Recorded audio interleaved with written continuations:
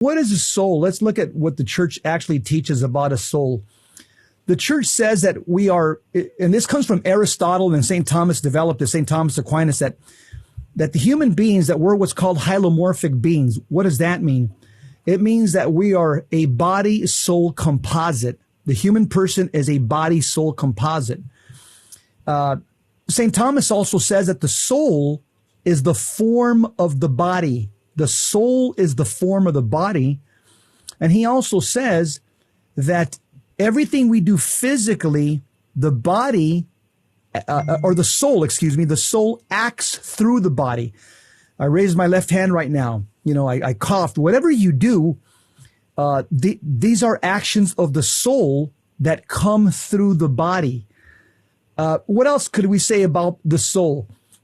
The soul nonetheless exists separately from the body, and we see that because at the point of death, there's going to be a separation, only for a short time.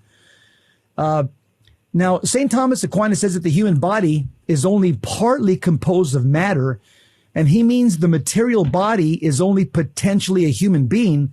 The soul is what actualizes that potential into an existing human being, because without the soul, the body's just a hunk of ground beef. It's just a piece, it's just a slab of, ground beef.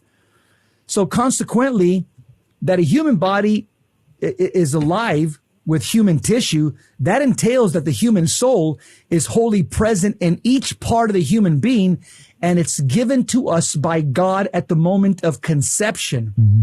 Now, you even find, Ruben, even non-believers, they're realizing that there's thousands and thousands of documented life after death experiences in these institutes. There's actually medical institutes that are dedicated to studying people who have had life after death experiences, and they demonstrate. These are doctors that are not even Catholic or Protestant. They're saying without a doubt, something of spirit, a soul, there is something that exceeds the human body after death. And so these doctors that are studying life after death experiences are saying these Catholics are onto something. There is something that exceeds the body after death. We call it a soul, we call it a spirit, but there is something that lives on forever. Now, the last thing I would say about the soul is, again, the soul is the substantial form of the body. The soul operates through the body.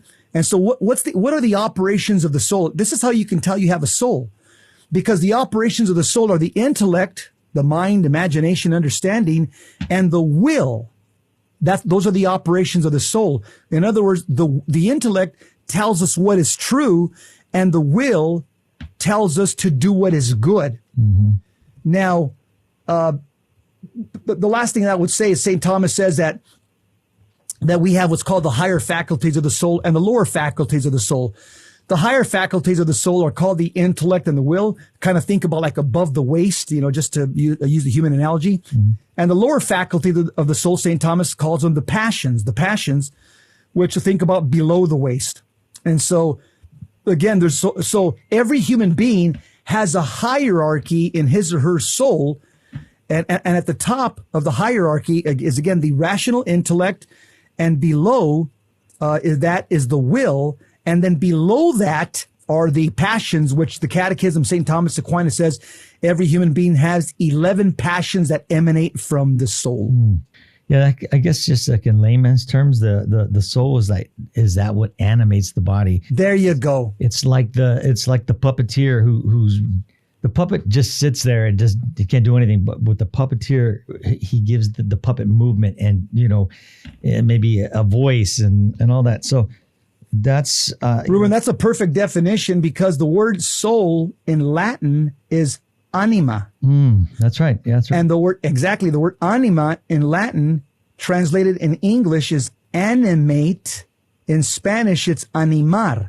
That's exactly it. Mm-hmm. The body's just like a puppet. It's just going to sit there. It's not going to move until the soul animates that puppet. So that's a perfect analogy that you used. Yeah, and the soul is really who we are, and Yeah. While the body lies in death, our soul, who we are, lives and returns on to the Lord for judgment. Ruben, and that's what I found in this article, that this Protestant he didn't have a deep understanding of this. I mean, he was saying some good things that I agree with him about AI and the dangers of it, But when he got into the soul, he lost me again because he didn't have a good grasp of what he was talking about when it comes to the soul. By the way, here's kind of another question that people will ask about, again, the soul animates, just like we talked about, the soul animates. Plants have souls, by the way. Notice the way plants grow and then they die. Why? Because plants, St. Thomas Aquinas says, they have vegetative souls. Animals have souls as well. Animals, they can feel, they move from place to place, they live and they die. What type of soul does an animal have? It's called sensitive souls. Humans, we're the only species that have rational souls. That allows us to have rational thought, and rational souls were made for eternity. They're immortal. So we're the only ones that have immortal souls. Now, I know there's a debate amongst people, they talk about, is there going to be animals in heaven? Well, again, animals don't have rational souls, right. But that doesn't mean that God, can't create animals in heaven. God is God. He can do whatever he wants. Yeah. And you'll see, for example, in the book of Isaiah, it says that in heaven, the lion shall sleep with the lamb. Well, those are, it also says in the book of Revelation that at the final judgment, what's going to come down from heaven? A bunch of saints on white horses and the Lord Jesus Christ on a white horse. So there's at least horses in heaven. There's at least lions and sheep in heaven, according to Isaiah. So again, here's what I believe. Anything that gave us pleasure, good pleasure in a good sense in this life, God is going to, give us that pleasure 100-fold. And so if you had a pet that gave you pleasure in this life, the question is, why can't God give you that pet once again in heaven? Yeah. He's God. He can do anything he wants. I know you're going to say, just, but they don't have a rational soul. I get that. Yeah. But again, God can break the laws of physics and biology because he's God. Yeah. A priest told me the same thing, Jesse. He said that what brought you pleasure in this life God could also give you that same pleasure with your animal. If your animals, I'm a dog lover, so we just got back from out of town yesterday and picked the dogs from the kennel, and boy, they ran to us like it was just their family. I want Judah up there with me and Penny and the dogs that I've had in the past, because Ruben, sometimes they're more faithful than human beings. Oh, definitely. We could learn a lot from because all they want to do is love you, and they just wait for for you to return that. But they don't, they don't judge you. They just it's we can learn a lot from dogs. That's for darn sure. So so the verdict is out for me again. God can do what he wants. I know people really debate this issue about, is there animals in heaven? I'm not going to die on that hill. God can do what he wants. I know, I get it. They don't have a rational soul. I understand. But again, God is a God of miracles. God can make something out of nothing. And so if he wants to bring you pleasure in heaven from something that brought you good, wholesome pleasure on earth, God can do that.